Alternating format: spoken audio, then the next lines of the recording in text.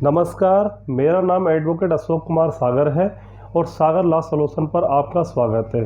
हमारा आज का विषय है उत्तराधिकार का सामान्य क्रम, यानी उत्तराखंड राज्य में पुरुष भूमिधर की मृत्यु पर उत्तराधिकार का सामान्य क्रम। तो वीडियो शुरू करने से पहले आपसे आग्रह है कि वीडियो को अंत तक देखें ताकि कोई महत्वपूर्ण जानकारी आपसे मिस ना हो जाए। दोस्तों, इस वीडियो में हम आपको जानकारी देंगे कि यदि उत्तराखंड राज्य के अंदर कोई पुरुष भूमिधर बिना वसीयत के मर जाता है तो उसकी संपत्ति किसको प्राप्त होगी। इसकी व्यवस्था उत्तर प्रदेश जमींदारी विनाश और भूमि व्यवस्था अधिनियम 1950 की धारा 171 में बताई गई है, जो उत्तराखंड में लागू है।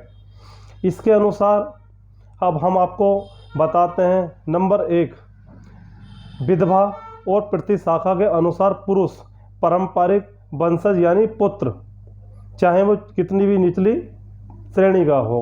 उसके बाद माता और पिता, उसके बाद अविवाहित पुत्री, उसके पश्चात विवाहित पुत्री, उसके बाद भाई और अविवाहित बहन, इसके बाद पुत्र की पुत्री, उसके पश्चात पिता की माता और पिता का पुत्र, उसके बाद पुत्री का पुत्र, उसके पश्चात विवाहित बहन, उसके पश्चात सौतेली बहन, उसके पश्चात बहन का पुत्र, उसके पश्चात सौतेली बहन का पुत्र।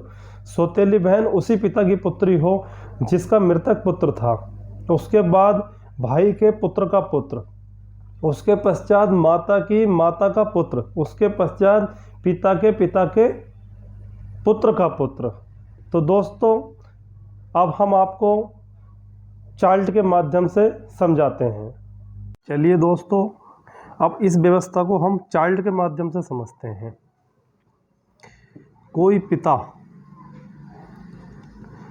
जिसकी मृत्यु हो जाती है तो उसकी जो संपत्ति है, इसमें देखिए 1 2 3 4 लोगों को हमने चार्ट में शामिल किया है। नंबर 1 पत्नी, पुत्र, दूसरा पुत्र और पुत्री। तो यहाँ दोस्तों अगर कोई मृतक है तो उसकी जो संपत्ति है उसकी पत्नी और दोनों पुत्रों को बराबर बराबर बटेगी, जबकि पुत्री के लिए कोई व्यवस्था नहीं है। ये संपत्ति पुत्रियों को नहीं जाएगी।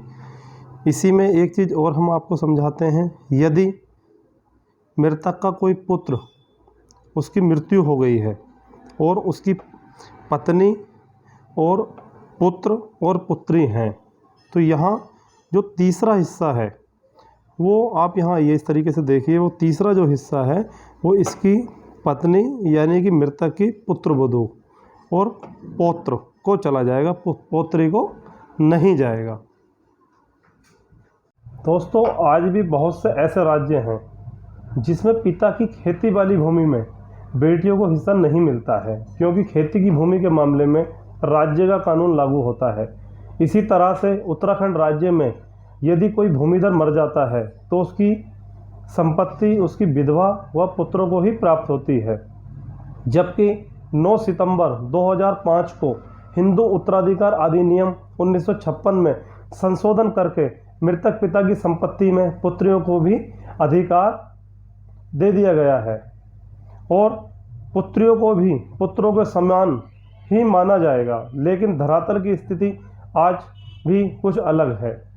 माननीय सुप्रीम कोर्ट ने विनीता शर्मा बनाम राकेश शर्मा और अन्य के मामले में कहा है कि बेटियों को अपने पिता की संपत्ति पर सहदायिक अधिकार होगा, भले ही वह हिंदू उत्तराधिकार अधिनियम संशोधन से पहले मर गया हो।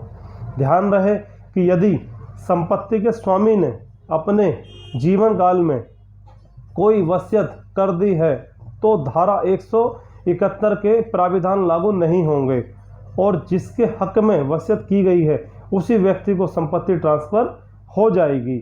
यदि आप वसीयत से संबंधित कोई जानकारी लेना चाहते हैं तो वसीयत संबंधित वीडियो हमने अपने चैनल पर लोड कर रखी है, जिसे आप देख सकते हैं। चलिए अब बात करते हैं कि मृतक की संपत्ति को अभिलेखों में दर्ज कराने की क्या प्रक्रिया है। सबसे पहले आपको बनवाना होगा मृतक का मृत्यु प्रमाण पत्र, उसके बाद वारिसान प्रमाण पत्र जिसे सामान्य भाषा में उत्तरजीवी प्रमाण पत्र भी कहते हैं। यह तहसील से प्राप्त होगा। दोनों दस्तावेजों को तैयार होने के पश्चात तहसीलदार को एक प्रार्थना पत्र प्रस्तुत करना होगा, जिसमें डेथ सर्टिफिकेट, उत्तरजीवी प्रमाण पत्र और उत्तरजीवियों के पहचान संबंधित दस्तावेज तथा वर्तमान खतौनी आदि दस्तावेजों की छायाप्रति प्रति लगानी होगी। तो इस वीडियो में बस इतना ही। अगर आपको यह वीडियो पसंद आया हो तो इसे लाइक और शेयर करना ना भूलें। अगर आपके इस वीडियो और चैनल से संबंधित कोई सुझाव हैं तो हमें कमेंट कर सकते हैं। और अभी तक यदि आपने हमारे चैनल को सब्सक्राइब नहीं किया है तो चैनल को ज़रूर सब्सक्राइब कर लें। दोस्तों, यदि इस वीडियो में हमारे द्वारा बताई गई कोई गलत जानकारी प्रेषित हो गई हो या अन्य कोई महत्वपूर्ण जानकारी रह गई हो तो आप हमें ज़रूर जानकारी दें, ताकि हम अपने अगले वीडियो में उसे सुधार सकें। वीडियो देखने के लिए बहुत बहुत धन्यवाद। नमस्कार दोस्तों।